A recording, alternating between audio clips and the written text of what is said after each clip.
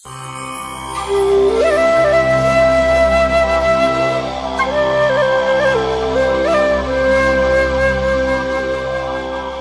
ะแสของอารมณ์นั้นย่อมไหลเข้าทางตาหูจมูกลิ้นกายใจของทุกๆคนอยู่ตลอดเวลาอารมณ์ที่เป็นที่ตั้งแห่งตัณหาก็บังเกิดตัณหาต่างๆขึ้นก็เป็นตัณหาคือความดิ้นรนทะยานอยากไปในรูปบ้างในเสียงบ้างในกลิ่นบ้างในรสบ้างในโผฏฐัพพะบ้างในเรื่องราวทั้งหลายบ้างเพราะฉะนั้นกระแสของอารมณ์และของกิเลสมีตัณหาเป็นต้นนี้จึงไหลเข้าท่วมจิตใจธรรมะที่จะห้ามได้นั้นก็คือสติและธรรมะที่จะปิดคือละเสียได้นั้นก็คือปัญญา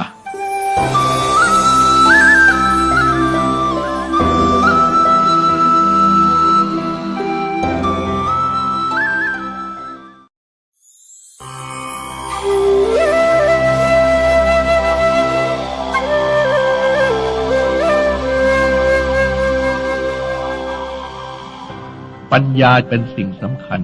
ในเบื้องต้นศรัทธาอาจจะนำแต่เมื่อปฏิบัติไ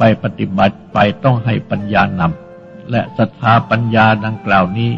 ไม่ใช่เป็นศรัทธาปัญญาของบุคคลที่เป็นศรัทธาจริตหรือเป็นพุทธิจริตแต่เป็นปัญญาเป็นศรัทธาของผู้ปฏิบัติธรรมอันถูกต้อง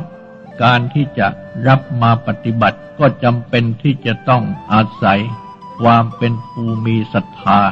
ในความตรัสรู้ของพระพุทธเจ้าและปัญญาคือความรู้ความเข้าใจอันถูกต้อง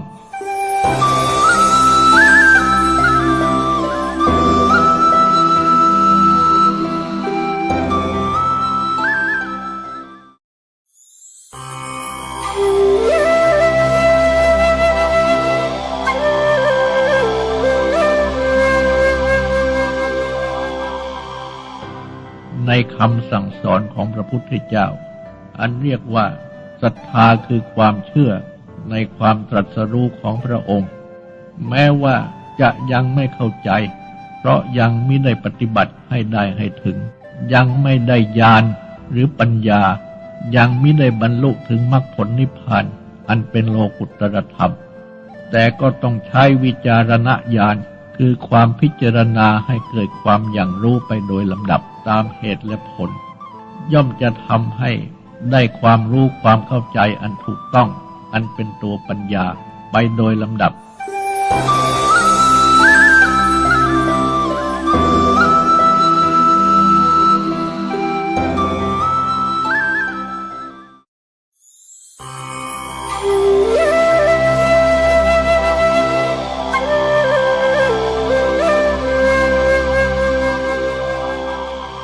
เพราะการปฏิบัติธรรมถ้าหากว่า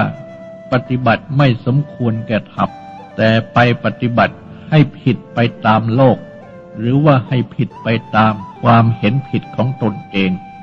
การปฏิบัติธรรมะนั้นก็ไม่สมควรแก่ธรรมก็ไม่สำเร็จประโยชน์ต่อเมื่อใช้ศรัทธาคือความเชื่ออันถูกต้องคือเป็นความเชื่อที่เป็นญาณสัมปยุตประกอบด้วยญาณคือความอย่างรู้ทั้งประกอบด้วยปัญญาการปฏิบัติจึงจะเรียกว่าเป็นธรรมานุธรรมปฏิบัติคือปฏิบัติธรรมสมควรแก่ธรรม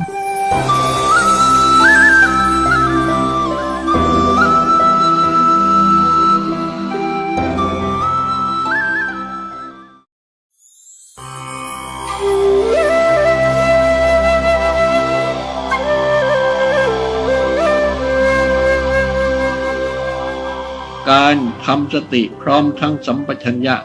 กำหนดให้รู้กับทั้งให้รู้ต่อไปว่าสิ่งที่เดินยืนนั่งนอนนี้ก็เป็นรูปธรรมนามธรรมไม่ใช่สัตว์บุคคลตัวตนเราเขาและเป็นสิ่งที่ต้องเกิดต้องดับดังนี้ก็เป็นการปฏิบัติในสติปัฏฐานก็เป็นวิธีปฏิบัติสำหรับที่จะห้ามกระแสของอารมณ์และตัณหามิให้เข้ามาท่วมใจและการปฏิบัติในสติปัฏฐานก็นำให้เกิดญาณคือความอย่างรู้อันเป็นตัวปัญญาเป็นเครื่องปิดคือละกระแสทั้งหลายที่เข้ามาท่วมจิตใจได้ด้วย